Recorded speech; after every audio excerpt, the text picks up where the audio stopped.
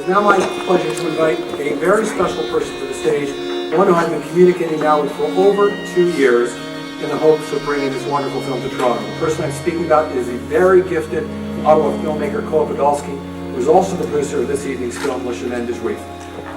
Good evening.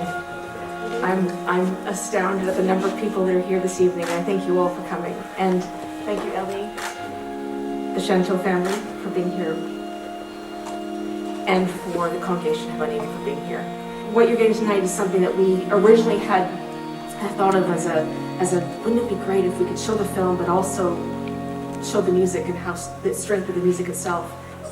One note, I guess, is that when we screened the film for the first time in Ottawa, and it was still a work in progress, and David and Rose came to the event, and we found the most comfortable chairs for them, and they sat there and watched the film, and it was only after the film we saw some things that we still had to fix, but we walked up to them and said, "What do you think?" And Rose was beaming, and David said, "Now I don't have to tell my story anymore. That you have been able to carry the torch," and that was probably the biggest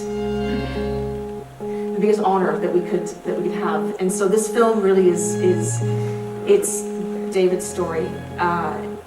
Many of you may have heard it, but it's something that we could pass on. And for us to carry that torch is something that I guess during this week, and for Elliot, for you to know the family so well, is a big honor for us.